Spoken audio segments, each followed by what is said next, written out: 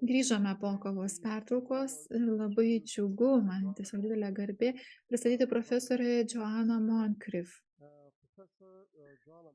Profesorė Joanna Moncrief mokėsi Newcastle universitete. 89-ais baigė šį universitetą, o psichiatrė mokėsi taip pat Londone ir jinai labai ilgai dirbo psichiatrinėje ligoninėje, dirbo daugiausiai su užsitęsusiomis psichiatrinėmis problemomis. Ji dirbo ir įvairiose pagalbos bendruomenėse Šiaurės rytų Londone. Ji dėsto ir užsiima tyrimuoju darbu Londono universiteto koledže, taip pat ji kritinės psichiatrijos tinklo narė. Ji gilinasi į farmacijos pramonės įtaką ir iššūkius, taip pat ir į konvencinį požiūrį į psichikos sveikatos sutrikimus. Todėl jinai kėlė klausimą apie pagrįstumą medikamentų taikymo psichiatrijoje. Ji teigia, kad reikėtų gilintis į tai, kaip vaistai veikia smegenis, kūną ir elgesį. Labai naudinga ir man buvo šitų dviejų modelių, šitų supriešinimas. Todėl man labai įdomu, mane labai domina profesorės darbai, todėl labai norime pasiklausyti. Žodis jums. Ačiū, Pauliau. Dėkoju, kad pakvietėte mane į šią labai įdomią konferenciją. Labai džiaugiuosi, kad galėsiu prisidėti. Dabar pasidalinsiu ekranu, kad matytumėte mano pristatymą.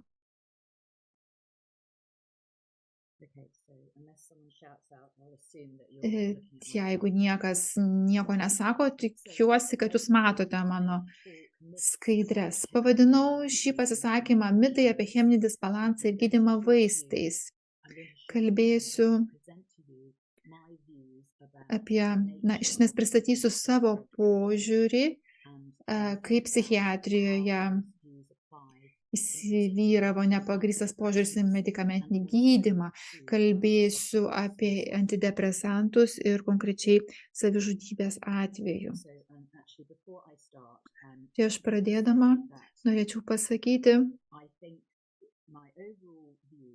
kad mano nuomonė, kai kurie psichiatriniai vaistai gali būti naudojami tam tikrose situacijose, bet mes iš esmės nesuprantame tiksliai, ką jie daro, kaip jie veikia. Taigi per kelis paskutinius dešimtmečius labai padidėjo antidepresantų išrašymas ir kitų psichiatrinių vaistų ar vaistų psichiatriniams sutrikimams.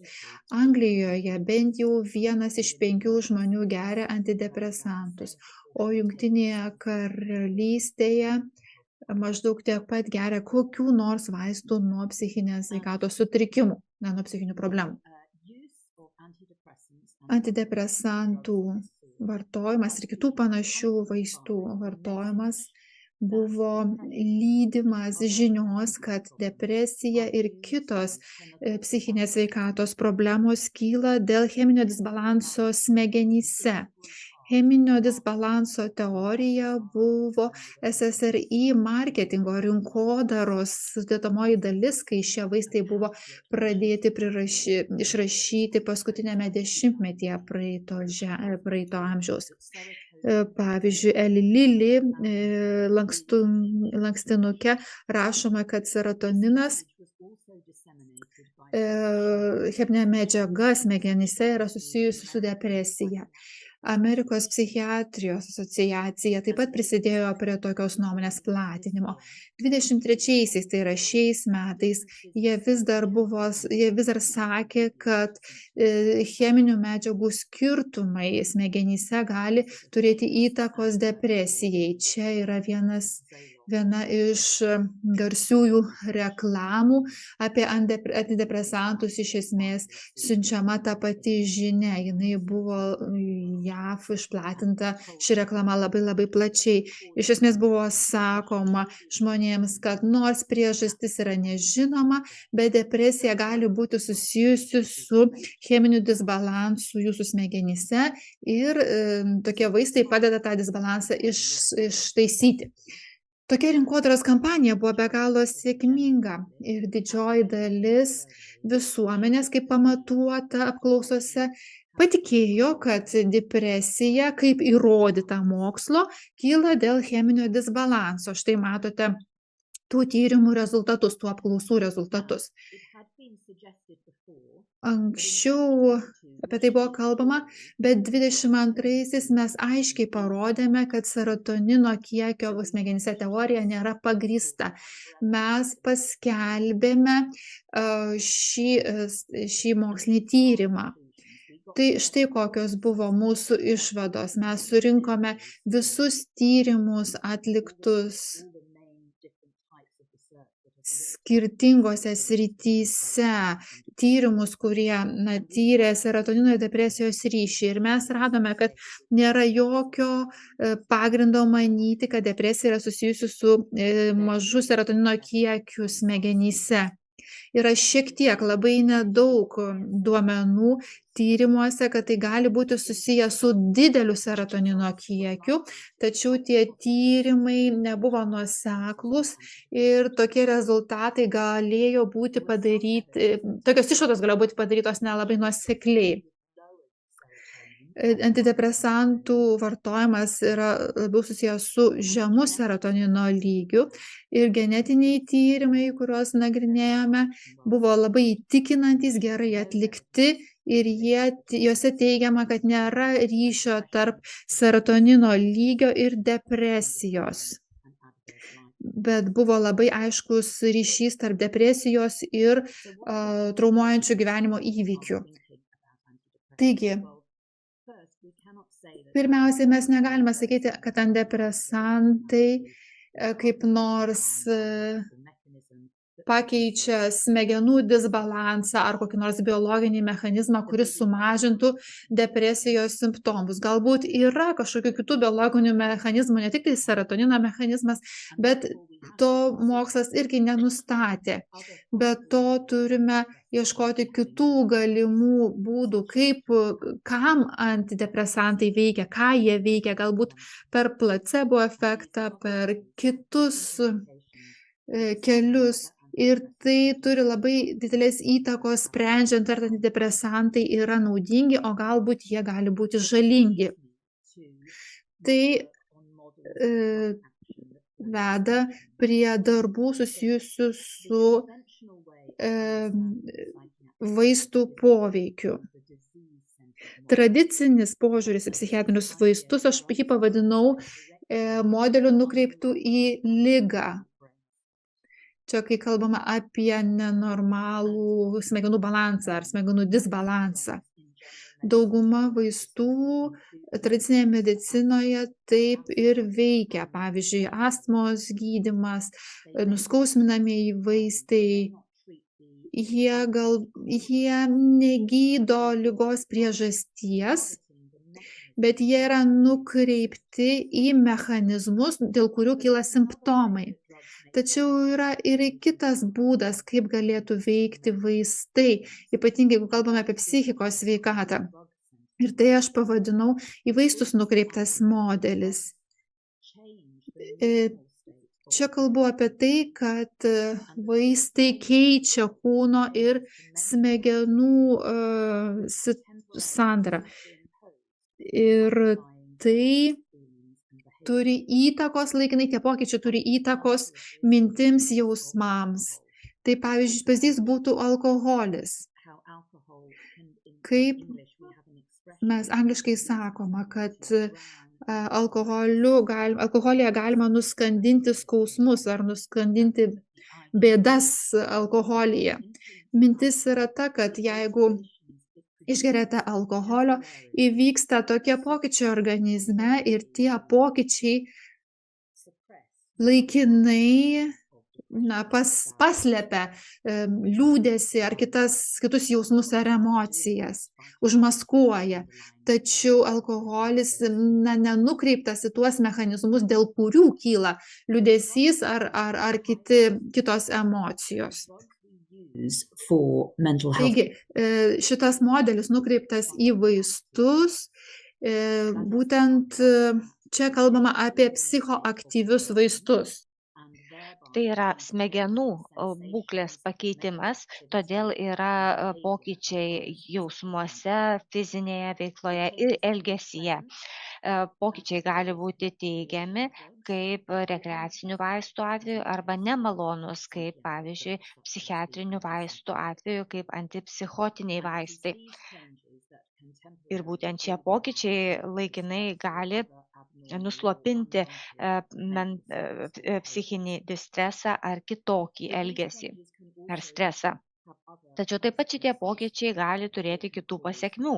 Jos gali sukelti fizinį priklausomumą, abstinenciją arba gali turėti nenuspėjamų ir žalingų poveikių.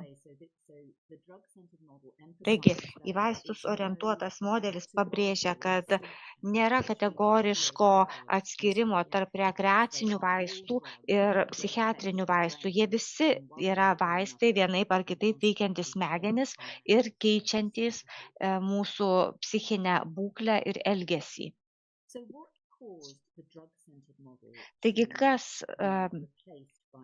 dėl ko į vaistus orientuotas modelis buvo pakeistas į ligą orientuotų modelių, nes istoriškai vaistai buvo suvokiami pagal į vaistą orientuotą modelį. Tačiau dabar mes kalbame apie antidepresantus ir antipsichotinius vaistus. Ši transformacija vyko ne dėl mokslinių duomenų. Duomenys, kuriuos mes turime dėl antipsichiatrinių vaistų, yra paremti placebo kontroliniais tyrimais, kuriais yra neskiriamas į ligą ar į vaistus orientuoti modeliai. Ir yra mažai kitų duomenų, įrodymų, kurie galėtų parodyti, kad koks nors kitas vaistas psichiatrijos modelyje veikia orientuojantis į ligą.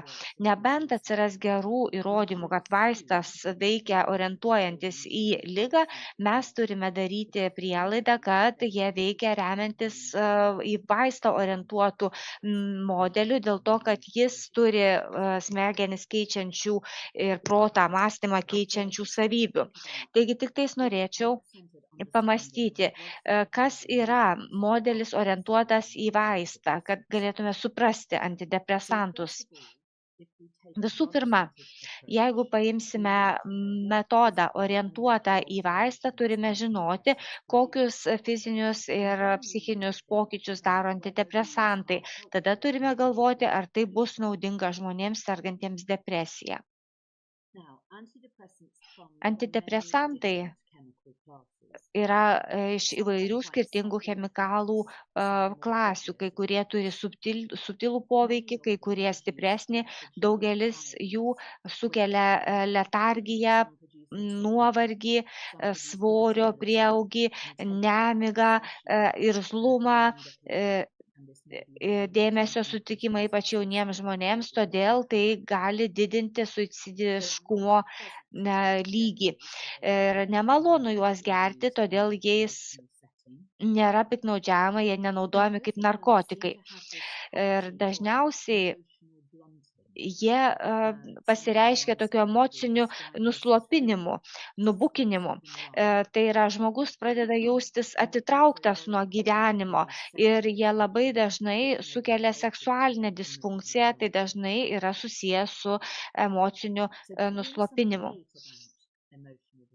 Daug buvo diskutuojama apie emocinį nuslopinimą ir daug kas sakė, kad taip atsitinka dėl depresijos, o ne dėl antidepresantų. Tačiau turime nuoseklių įrodymų, kad antidepresantai nuslopina, užbukina emocijas, tiek teigiamas, tiek neigiamas. Ir yra labai aiškių aprašymų iš tų žmonių, kurie gėrė tokius vaistus. Taip pat neseniai buvo paskelbta paskelbtas vienas antidepresantų tarp savanorių vartojimo tyrimas įrodo, kad jie taip pat mažina motyvaciją.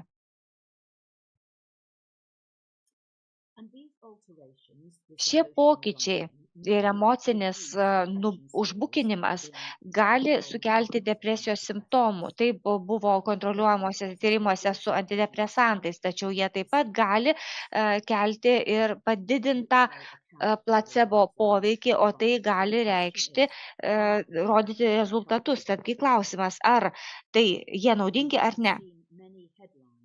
Mes girdėjome, visokių antraščių matėme, kad antidepresantai tikrai veiksmingi, nesvarbu kaip, jie tiesiog veiksmingi.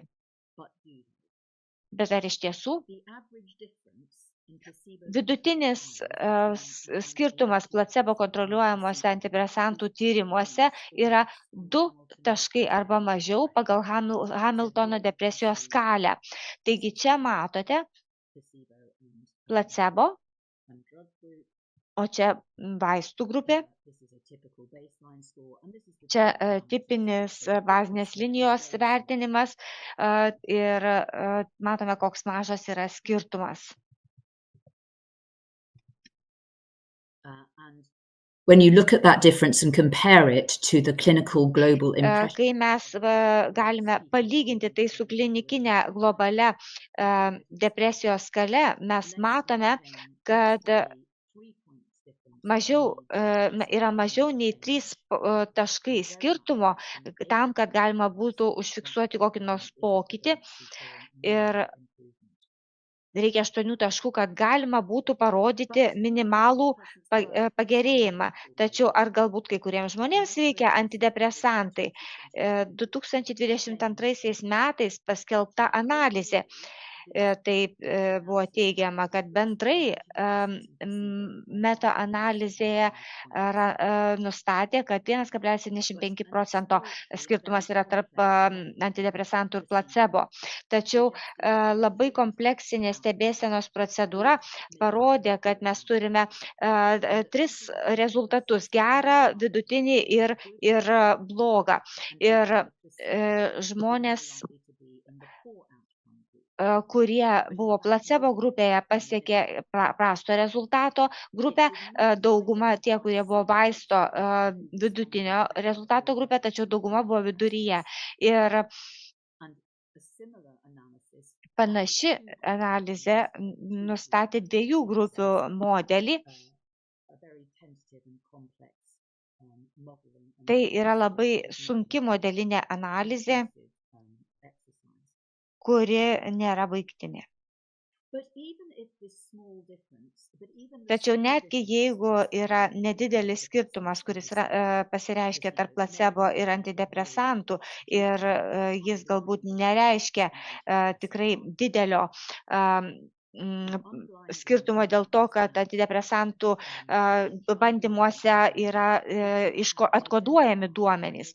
Na, tai reiškia, kad atkodavus žmonės gali sužinoti, ar jie iš tiesų buvo toje grupėje, kur gėrė tikrą vaistą, aktyvią veikliąją medžiagą ar placebo. Ir kai taip daroma, tai paaiškėjo kai kuriuose tyrimuose, kad žmonės gali suprasti, ką iš tikrųjų jie vartojo. Pavyzdžiui, Kranzlerio tyrime, kur žmonės buvo tyriami turintys alkoholizmo problemą, tai 80% žmonių teisingai nustatė, kad jie gėrė fluoksetiną, o ne placebą. Na, ir mes žinome, kad kai žmonės nuspėja, ką jie vartoja, labai smarkiai įtakoja jų rezultatą. Taigi, mes dabar čia lyginame sertraliną, hiperikumą ir placebo depresijos sergančių žmonių grupėje. Kairėje esantis rezultatai yra faktiniai tyrimo rezultatai. Žmonės, kurie naudoja sertraliną, tačiau statistiškai tarp šių grupių didelio skirtumo nematome. Tačiau jeigu mes pažiūrime rezultatus, atsižvelgiant į tai, ką žmonės spėjo vartojantis, tai matome skirtumą didžiulį. Ir konkrečiame šitame tyrime žmonės teisingai nenuspėjo, o tai reiškia, kad spėjimas teisingai neįtakojo tyrimo rezultatų ir yra dar mažiau įrodymų dėl ilgalaikio antidepresantų gydymo poveikio. Dauguma antidepresantų tyrimai trunka mažiau nei 8 savaitės, o dauguma atkryčio atveju yra remisijos atveju. Daugumai šiuo atveju reikia ilgesnių tyrimų. Čia parodyta, kas atsitinka abstinencijos tyrimuose. Tai yra žmonės, kurie turi placebą, labai greitai patiria remisiją po to, kai jie yra nuimami nuo savo ankstesnio vaisto ir vartoja placebą. O tie žmonės, kurie toliau naudoja placebą, tai jiems remisija vyksta gana stabiliau. Tai šitie tyrimai rodo, kad ilgalaikis gydymas pats savaime yra naudingas. Taip pat, kai galvojame apie antidepresantus, turime turėti omenyje nepageidaujamus poveikius. Jie turbūt nėra tokie pavojingi vaistai kaip antipsichotiniai vaistai, tačiau jie sukelia fizinį priklausomumą ir apie 25% žmonių gali patirti labai rimtus abstinencijos simptomus, trunkančius metus netgi. Ir kartais sukelia seksualinę disfunkciją, kuri gali būti nuolatinė. Ir visa tai pasirodo tik tais vėliau, bėgant metams, nes pacientai tai pabrėžia. Moksliniai tyrimai su antidepresantais detaliai neanalizavo tų pasekmių, kurias žmonės patiria ilgalaikėje perspektyvoje, ilgais metus vartoja antidepresantą ir mes tikrai matome tikrai labai rimtų šalutinių poveikių. Taigi, padarysiu išvadą dėl antidepresantų. Nėra įrodymų, kad antidepresantai ištaiso biologinę nenormalią būseną. Jie tiesiog pakeičia smegenų chemiją ir funkcionavimą tokiu būdu, kaip mes nesuprantame. Jų nauda yra minimali, įrodymų bent jau dėl naudos yra minimaliai ir jie nepakankamai ištirti ir nepakankamai įvertinti ir tai tikrai sukelia daug šalutinių poveikių, įskaitant seksualinę disfunkciją. Taigi, kaip dėl antidepresantų ir savižudybės? Dažnai mums sakoma, kad jie išgelbsti gyvybės. Jungtinės karalystės laikraščio antraštėse sako, kad antidepresantai po mano diagnozės išgelbėjo man gyvybę. Tačiau kita vertus, daugelis žmonių girdėjo, kad antidepresantai gali būti susijęs su padidėjusią savižudybės riziką. Neseniai buvo BBC programa, kurioje ši rizika buvo pabrėžta ir parodė labai liūdną jaunuolio istoriją. Jis nusižudė begerdamas antidepresantus. Taigi, kokie įrodymai? Argumentas, kad antidepresantai mažina savižudybę, yra paremta idėja, kad jie efektyviai gydo depresiją, tačiau mes matėme iš įrodymų, kad taip nėra. Jie faktiškai nieko nesiskiria nuo placebo. Ekologiški duomenys, tai yra tie, kurie nagrinėjo gyventojų savižudybę ir tie duomenys, kuriais bandoma buvo žiūrėti tendencijas vartojant antidepresantus, taigi šitų duomenų jie yra nenuoseklūs.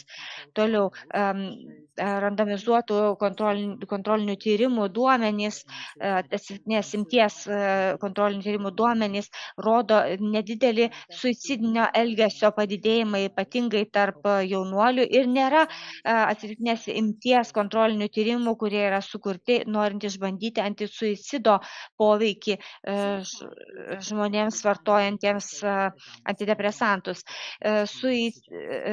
Savižudybę sukelia dideli socialiniai įvykiai, o ne receptai. Jungtinių valstijų savižudybių tendencija 20-ajame šimtmetyje ir matome, kad per ekonominę depresiją buvo pakilęs savižudybių skaičius, tada sumažėjo po antrojo pasaulinio karo. Ir po pirmojo pasaulinio karo, po antrojo pasaulinio karo. Ir mes matome, kad per 20-ąjį dešimtmetį vis mažėjo savižudybių skaičius. Tai gali būti susijęs su pagerėjusia gyvenimo situacija vyresnio amžiaus žmonėms. Šitas dokumentas buvo paskelbtas Britų medicinos žurnale ir tai rodo, kaip yra neteisingai interpretuojami ekologiniai duomenys. Jais teigiama, kad jeigu bus mažiau išrašoma antidepresantų, mažiau išrašant antidepresantų, padaugėjo suicidinių mėginimų nusižudyti tarp jaunuolių. Tačiau šiame dokumente buvo suskaičiuoti visi apsinuodijimai vaistais kaip mėginimais nusižudyti. Ir be abejo, jaunesni ir vyresni žmonės ir netyčia būna apsinuodiję. Šis tyrimas buvo padarytas opijodų krizės įkarštyje, kai buvo labai daug mirčių dėl netyčinio perdozavimo. Tai naudoju kaip pavyzdį, pareiškiant, kaip duomenys gali būti neteisingai vertinami. Tai paskelbė labai įtakingas žurnalas ir jis teigė, kad yra įrodymų, kad sumažinus antidepresantų išrašymų padaugėjo mėginimų žudytis. O kaip dėl įrodymų, kad antidepresantai kaip tik didina savižudybės ir savižudiško elgesio riziką? Ryšys, asociacija tarp SSRI ir suicidinio elgesio pirmą kartą buvo pastebėtas 90-ame dešimtmetyje atliktuose atvejų tyrimuose. Tada buvo įvairių metaanalizių, kai kurie iš jų parodė, kad antidepresantai didina suicidinio elgesio riziką tam tikrą prasme. Suicidinio elgesys nėra dažnas, todėl padidėjimas gali būti tikrai labai didelis. Ir stipriausi įrodymai be abejo yra tarp vaikų ir jaunuolių, kur metaanalizė atrodo labai nuosekliai, rodo labai nuoseklius duomenis, kad yra nedidelis padidėjimas. Shama et al. Padarė metaanalizę, tai buvo paskelbta Britų medicinėme žurnale, tai yra geras tyrimas, nes jie naudoja klinikinių tyrimų ataskaitas, kur skelbiami duomenys, ir jie padarė išvadą, kad suicidinių minčių ir mėginimų tarp jaunų žmonių padidėjo, jeigu jie geria antidepresantus, ir taip pat jų agresijos lygis padidėjo. Tačiau tai dėl suaugusių skirtumų nėra, tačiau taip pat paaiškėjo, kad labai dažnai nėra pranešama apie suicidinį elgesį arba pranešama neteisingai.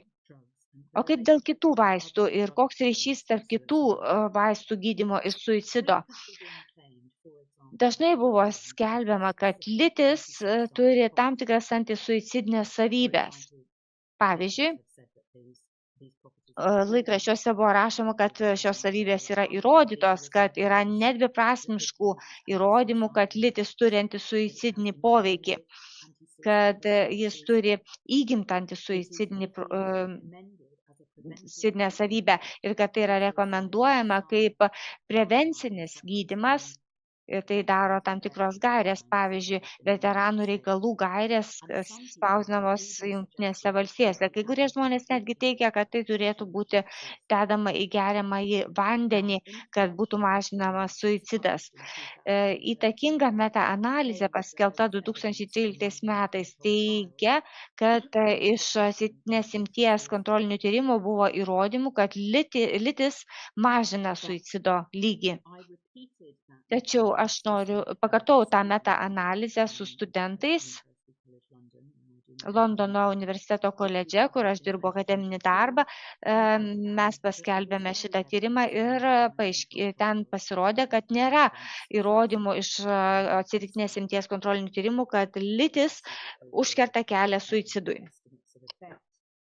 Čia matote visus rodiklius. Nelengva yra atlikti tokias analizės dėl to, kad skaičiai tuo atveju yra labai nedėli, tad reikia gauti pakankamai statistinių duomenų, kad galėtumai kažką teikti. Tačiau vienas tyrimas išsiskiria. Šiame tyrime buvo 3 savižudybės kontrolinėje grupėje. Ličio grupėje nebuvo nei vieno. Todėl dažnai šitas tyrimas naudojamas kaip įrodymas, kad lytis turi antisuicido savybių.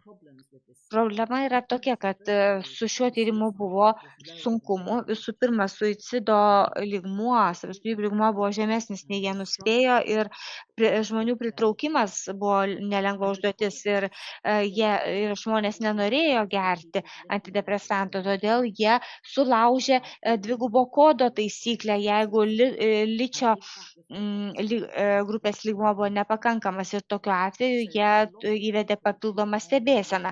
Taigi daugelis žmonių, kurie vartojo litį, gavo papildomą stebėseną dėl to, kad jie tinkamai ličio negėrė. Mes žinome, kad vien padidinus stebėseną gali sumažėti savižudybių skaičius, bet kokiu atveju savižudybių skaičius buvo labai mažas, ir šitas tyrimas neparodė jokio skirtumo dėl suicidinio mėginimo. Mūsų analizė neparodė jokio skirtumo jokiuose kituose tyrimuose. Taigi, baigdama, dėl gydymo vaistais gydant ir ryšį su savižudybė, nėra įrodymo, kad gydymas vaistais dėl bet kokio sutrikimo mažina suicido ir suicidinio elgesio tikimybę. Ir vieninteliai tokie tyrimai, kuriais buvo siekiama įvertinti suicido poveikį keliamą vaistų, buvo susijęs su lyčiu, ir tai buvo neigiama apskritai. Jau netrukus baigsiu, tada turėsime laiko klausimams. Norėjau tik tokį klausimą užduoti.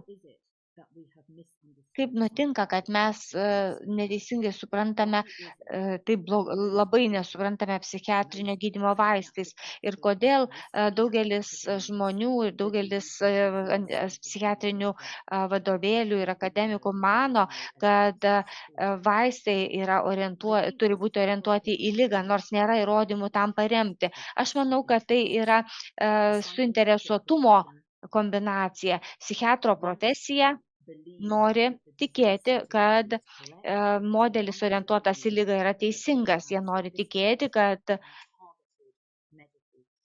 jie turi sofistikuotus, tikslinius gydymo metodus. Ir tai padeda pagerinti jų būklę ir jų medicininius pasiekimus.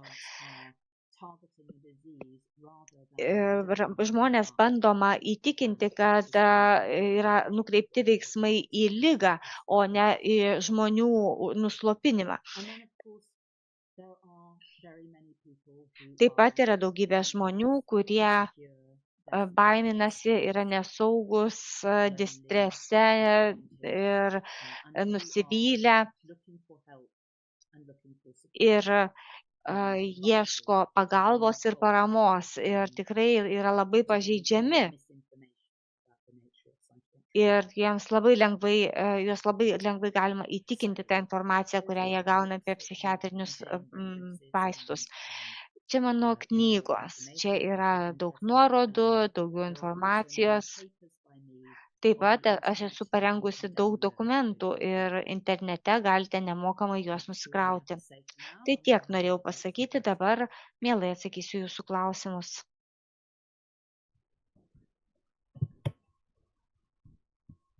Okay, so thank you very much for the presentation. Dėkojame už pasisakymą. Tikriausiai nenustebsite, kad yra labai daug klausimų, labai daug reakcijų. Kai kurie žmonės rašo, kad norėtų jums padėkoti už pristatymą. Ir pradėsiu nuo klausimų. Pirmas klausimas. Ar autorė galėtų pakomentuoti Nature publikaciją, kuri yra atsakas į jos skėtinį tyrimą ir išvados yra visiškai priešingos. Sako, kad skėtinis tyrimas yra nenuoseklus, šališkas, autorės pasirinktais kriterijais vadovaujantis atliktas ir panašiai. Taip, džiaugiuosi, kad galiu apie tai pakalbėti. Reakcija į tyrimą dėl serotonino buvo išskirtinė. Visuomenė nežinojo, kad serotonino depresijos teorija nėra įrodyta. Tiesiog patyrė šoką, daug kas supyko, pasijuto suklaidinti, kai kas supyko ant manęs, nes tiesiog nenorėjo to žinoti. Profesionalų reakcija buvo nuosaikesnė. Pirmiausiai psichiatrai pasakė, mes visą tai žinojome, tai nėra svarbu, tai ne naujiena. Mes žinojome, kad serotonino depresijos teorija nėra paremta faktais. Tai buvo pirmas atsakas. Taip pat jie pasakė, kad nesvarbu, nes yra visos kitos depresijos teorijos ir visos kitos teorijos, kaip veikia antidepresantai. Taigi, tiesiog dirbkite ir viskas, nesukit savo galvos ir skirkit toliau antidepresantus. Tada susirinko grupė žmonių ir norėjo parašyti molekulinės psichiatrijos žurnalui laiško, kuris buvo išspausdintas kaip komentaras. Jie labai aršiai mus kritikavo mūsų metodologijos įvairius aspektus, prie ko aš dar grįšiu. Tačiau norėjau pasakyti, kad jie nemetė iššūkio mūsų išvadai. O išvada buvo, kad yra šiokių tokių duomenų dėl depresijos ir serotonino ryšio iš kai kurių, iš keleto tyrimų. Taip mes galima pasakyti, kad buvo šiek tiek duomenų iš kelių tyrimų dėl serotonino ir depresijos ryšio, tačiau nebuvo pakankamai svarių duomenų ar įrodymų. Taigi, išvada nebuvo tokia tiek kitokia. Ir jie kritikavo smulkmenas, pavyzdžiui, jie pabrėžė viename tyrime poveikį ligoniams, o mes pabrėžėme savanoriams ir naujesni tyrimai nepatvirtino poveikio pacientams. Jie kritikavo mūsų metodologiją. Jie teigė, mėtėsi teiginiais, kuriais norėta mus diskredituoti, kad mes pridarėme klaidų ir netikslumų. Mes nepadarėme klaidų ir netikslumų. Vienas iš autorių yra gerai žinomas sistematinių peržiūrų specialistė konkrečiai, visą gyvenimą jinai tuo užsiima. Ir mes tą peržiūrą darėme labai nuosekliai pagal visas rekomenduotas procedūras ir gaires. Ir tą darėme visiškai skaidriai. Skaidriai atskleidėme savo sprendimus. Visada, kai darai sistematinę peržiūrą, gali priimti vienokių ar kitokių sprendimų, kokią kokybės skalę naudoti, kaip vertinti pagal vieną ar kitą sistemą. Būtent tai Džiha ir jo kolegos kritikavo. Kritikavo dėl pasirinkimo. Galima ginčytis, bet man atrodo, kad mes pateisinome visus savo pasirinkimus. Klaidų ten tikrai nebuvo. Neteisinga sakyti, kad ten buvo padaryta klaidų. Tikiuosi atsakiau į jūsų klausimą. Aš aišku, galiu ilgai apie tai šnekėti. Gal tik tiek pasakysiu. Tas tyrimas, tiksliau tas komentaras buvo kampanija bandant mus diskredituoti ir bandant sugluminti žmonės, kad jie pasimestų šioje srityje, kad žmonės nesusigaudytų, kad tai iš tiesų, išvada paprasta, nėra jokių svarių duomenų. Tikslas yra, kad žmonės toliau tikėtų, jog duomenimis, mokslinis duomenimis yra pagrįsta, kad depresija yra susijusi su smegenų cheminiu disbalansu. Taigi jie paskelbė tą komentarą, jie Twitteryje paskelbė daugybę tweetų ir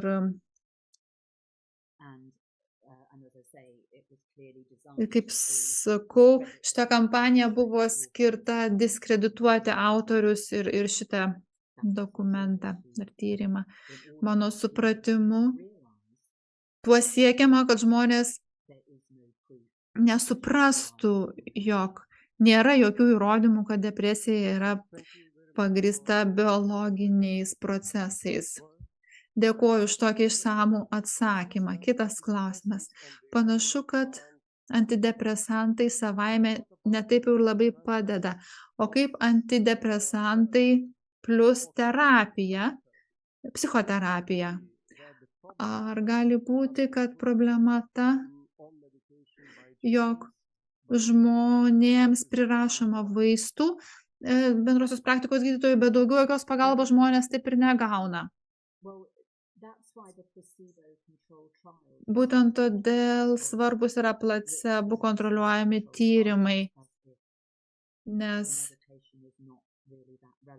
iš jų panašu, kad vaistai nėra tokie jau svarbus ir vaistai sudaro tik tai placebo efektą.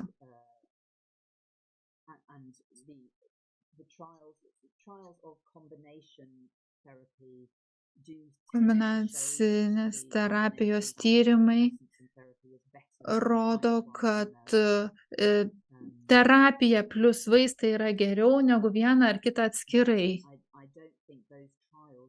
Bet nemanau, kad iš tų tyrimų galima daryti išvadą, kad antidepresantai turi realų farmakologinį poveikį. Tai greičiau yra placebas.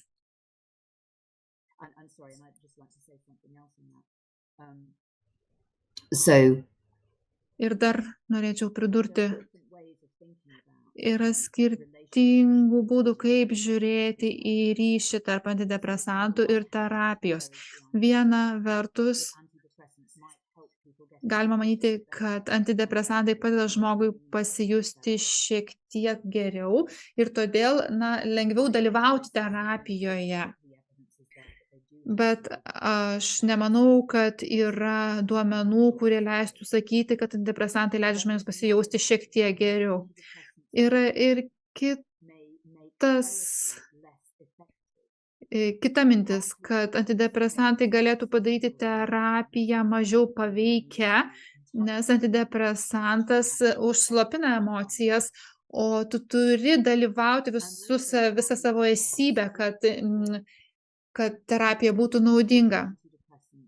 Be to, daug žmonių, kurie vartoja antidepresantus, jie patikėjo žinia, kad kažkas negerai su jų smegenimis. Ir jeigu jūs manote, kad su jūsų smegenimis kažkas negerai ir kiekvieną dieną geriate tabletę, kuri jums primena, kad su jūsų smegenimis yra kažkas negerai, tai jų mažesnė tikimybė, kad jūs galėsite naudingai dalyvauti terapijoje, nes jūs būsite labiau pesimistiškai nusiteikęs, mažiau tikėsite savo galimybę daryti pokyčius savo gyvenime. Mažiau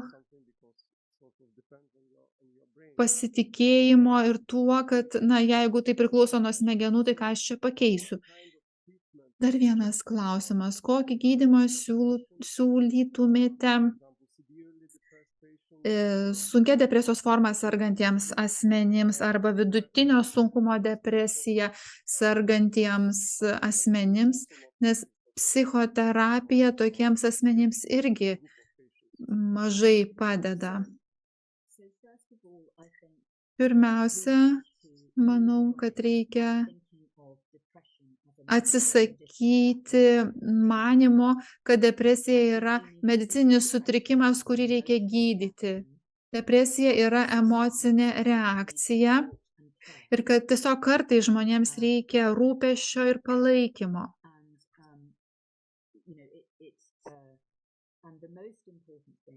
O svarbiausia yra tai, kad neskirtumėm gydymo, kuris tik dar labiau pablogina situaciją. Kai galvojame apie tai, kaip padėti pacientams, reikia pirmiausia ieškoti priežasčių, kodėl jie jaučia depresiją, išgyvena depresiją. Į kokią emocinę būseną jie reaguoja depresiją. Tai yra naudinga, nes dažnai žmonės nežino, kodėl jie patiria depresiją ir prireikia laiko, kad prisikapstytų prie tų priežasčių. Jeigu padedame, svarbiausia gydymo dalis, taip sakant, yra padėti žmonėms sutvarkyti tas situacijas gyvenime, dėl kurių jie patiria depresiją. Žinoma, yra žmonių, kurie patiria ypatingai sunkią depresijos formą ir su jais jiems yra sudėtinga taikyti psichoterapiją. Aš nemanau, kad tokiems žmonėms egzistuoja koks nors fantastinis gydymo būdas. Reikia juos palaikyti, jiems padėti, rūpintis, užtikrinti jų saugumą ir tada po truputį padėti tam žmogui įsitraukti į gyvenimą, lydėti, padėti atrasti naujas veiklas ir pamatyti gražių dalykų gyvenime, kad įveiktų depresiją. Nėra jokios burtų lazdelės, nėra lengvų sprendimų, bet labai svarbu neprimesti žmonėm neteisingų sprendimų vien todėl, kad mes jaučiamės turį kažką padaryti. Mes galime labai stipriai pakenkti žmonėms, manydami, kad turime kažką daryti. Kartais užtenka tiesiog būti šalia, palaikyti, padėti užtikrinti to žmogaus saugumą. Dėkoju, klausimų yra labai daug, tiesiog plūsta. Turiu pasirinkti tuos, kurie nesikartoja. Čia daugiau galbūt teiginys. Manau, kad žmonės, kurie dirba su tikrais klientais, nepritartų jums. Gal galėtumėte pakomentuoti ne iš akademinės pusės, ne iš teorinės pusės, bet iš praktinės, nes jūs irgi dirbate su tikrais klientais, tikrais pacientais. Ką jūs matote savo klinikinėje praktikoje? Ką aš matau savo klinikinėje praktikoje, atitinka tai, ką šiandieną jums pristačiau. Aš dirbu daugybę metų klinikinėje praktikoje. Ir manau, kad svarbiausia paminėti, kad mes galime labai skirtingai žiūrėti į dalykus. Kai aš buvau pradedančioji psichiatrė,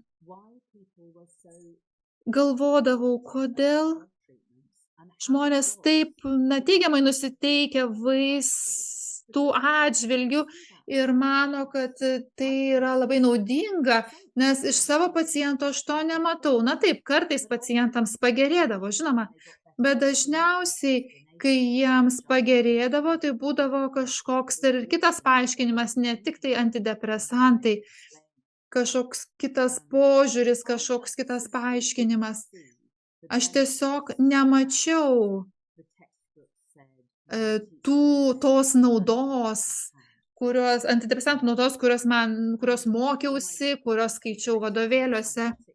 Ir kai pasigilinau į antipsichotinių vaistų poveikį, aš mačiau tiesiog tokius užslopintus, nuramintus žmones. Aišku, kai žmogus yra labai puolęs į psichozę, nevaldomas, tai jam suduoti tokių vaistų tikriausiai yra gerai. Bet aš nemačiau išgydytų žmonių, aš mačiau tik tai užslopintus, nuramintus žmonės. Taigi, tai, ką mes matome, yra nuspalvinta mūsų patirties. Ir vieni mano, kad ar mato tų vaistų naudą ir tiki tuo modeliu, o kiti to nemato. Ir aš pažįstu daugybę kolegų, kurie irgi nemato vaistų naudingo poveikio. Šiek tiek kitoks klausimas. Man yra lytinė disfunkcija kaip antidepresantų abstinencijos sindromas. Aš niekada neturėjau tokių problemų, libido problemų prieš antidepresantų vartojimą.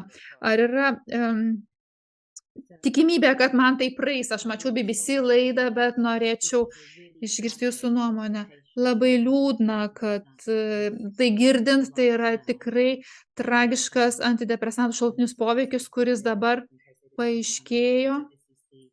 Aš noriu dar paaiškinsiu, jeigu kažkas nesuprato klausimo. Tai yra nuolatinė seksualinė lytinė disfunkcija pabaigus vartoti antidepresantus. Čia gali būti įvairiausių sunkumų ir žemas libido, bet ir kitokių simptomų.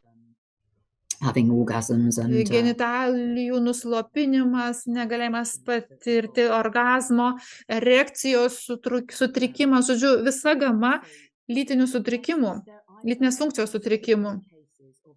Aš žinau atvejų, kai ta situacija pagerėjo, tai nepraraskite vilties. Tačiau šitie simptomai baigus vartoti antidepresantus dažnai kartais pagerėja, pranyksta, bet tam reikia daug laiko. Taigi nepraraskite vilties. Situacija tikrai labai nemaloni, bet aš negaliu dabar remtis duomenimis, mes neturime pakankamai mokslinių tyrimų, bet mano nuojauta yra, kad laikui bėgant daugumai žmonių tie simptomai susilpnės. Ačiū. Dar vienas klausimas. Skausmas nėra opiodo trūkumas, bet opioidai naudojami gydyti depresiją.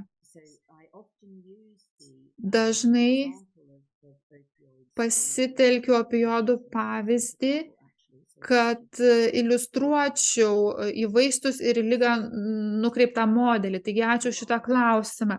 Jūs teisus. Opioidai ir paracetamolis, aspirinas ir kiti vaistai nuo skausmo negydo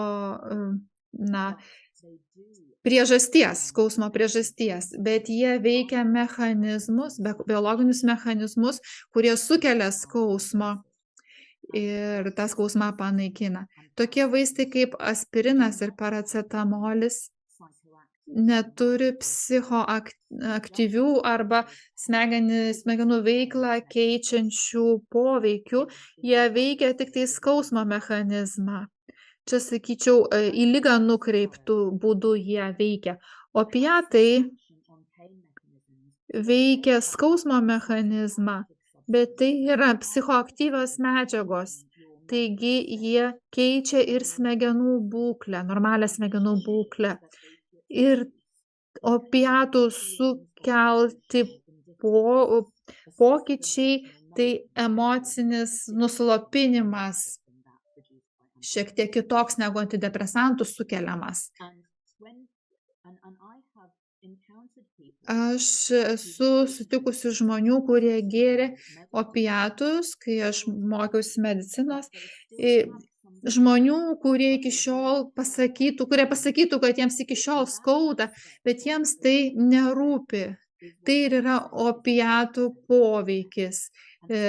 Poveikis nukreiptas į vaistą. Ir šita opiatų poveikio dalis yra ekvivalentiška antidepresantų, antipsichotinių vaistų raminančiam poveikiui.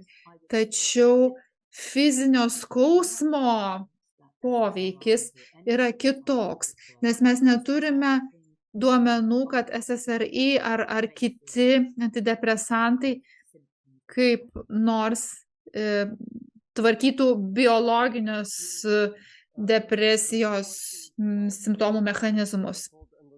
Dar vienas klausimas - endogeninė arba biologinė depresija. Ji egzistuoja ir tada negana vien tik tai palaikyti asmenį, reikia biologinio gydymo, elektrostimuliacijos, ne tik tai antidepresantų. Ką jūs pasakytumėte apie endogeninę ir biologinę depresiją iš viso? Kas tai yra? Mes neturime jokių duomenų, kad kokia nors rūšis depresijos kyla dėl biologinių procesų. Nėra įrodymų.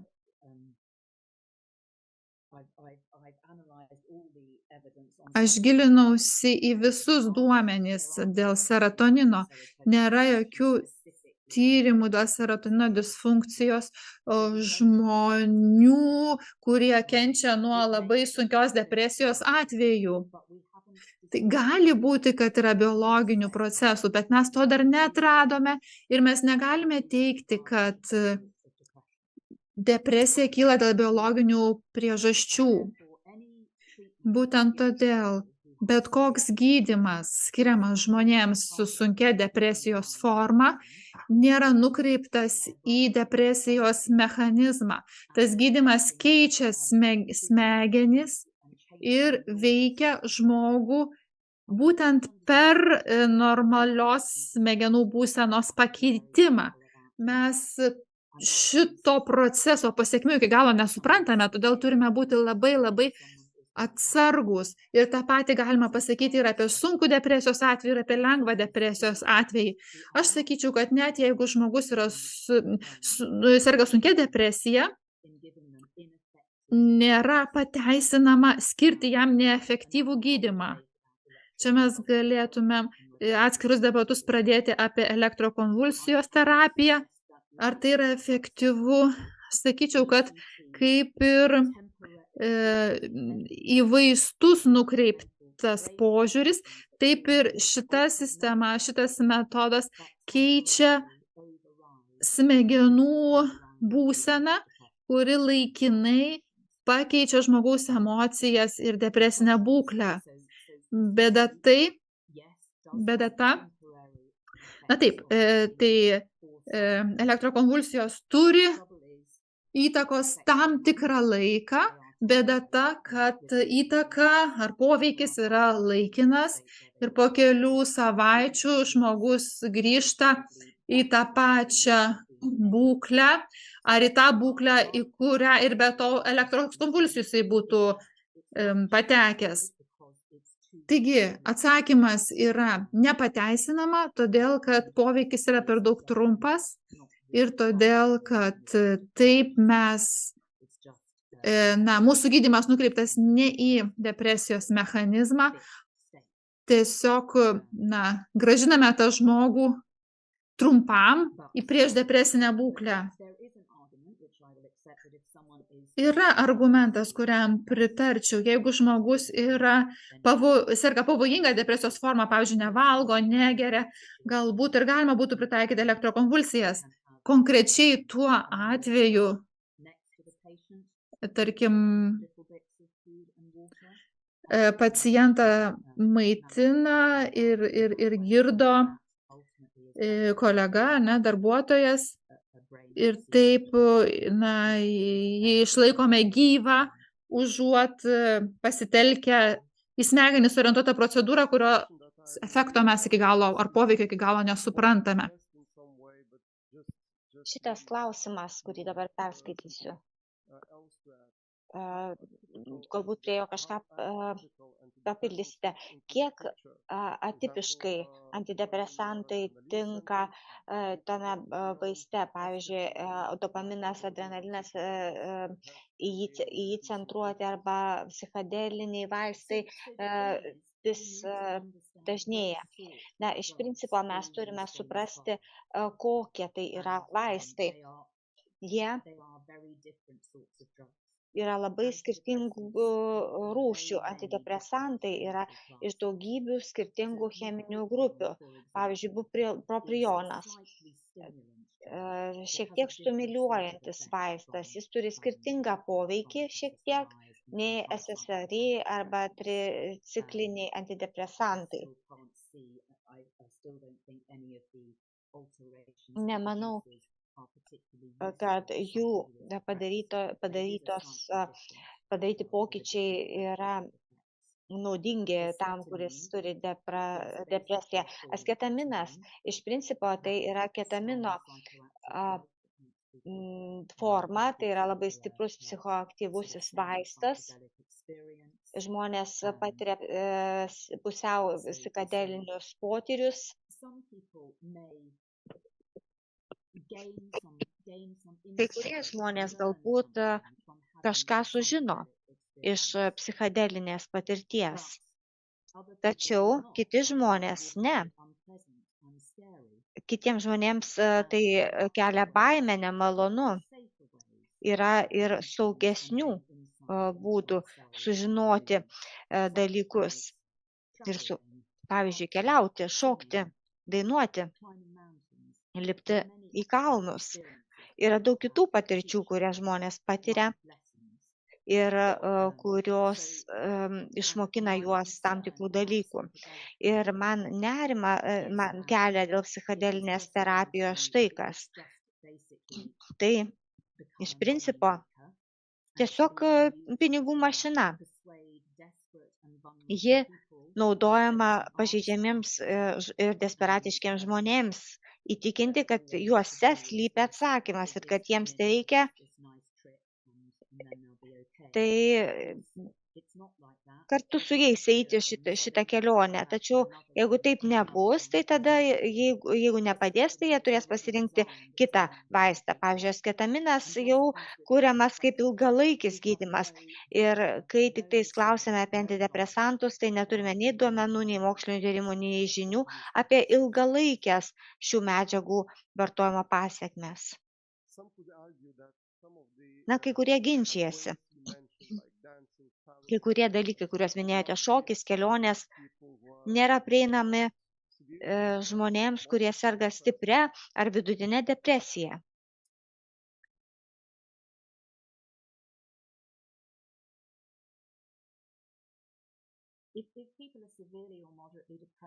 Jei žmonės serga stipria ar vidutinė stipria depresija, tai ar iš tiesų jie galės apdoroti psichodelinę patirtį? Aš manau, kad tokiose situacijose žmonėms reikia meilės, priežiūros, dėmesio, švelnaus įvedimo į pasaulį, o ne kažkokio didelio keisto psichodelinio potyrio. Na ir paskutinis klausimas iš mano pusės. Iš komentarų matau, kad turbūt jau nekartą patyrėte, kad kai tokius dalykus sakai, nors juos paremėte įrodymais, tyrimais, peržiūromis, vis tiek sulaukėte daug kritikos arba kaltinimo, nekompetencija, konspiracijos teorija, sąmokslo teorijomis, neapykantos. Kaip su to susitvarkote? Kartais nelengva. Geriau išjungti jau Twitterį, nuo to reikia pradėti.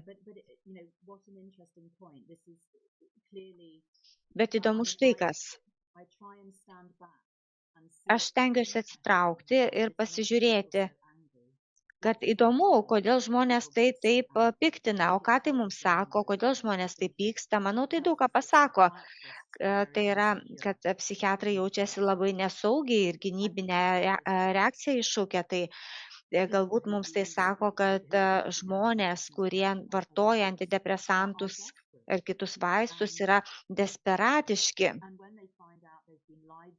Ir kai sužino, kad jiems melavo, tai ant kažko reikia išlieti pyktį.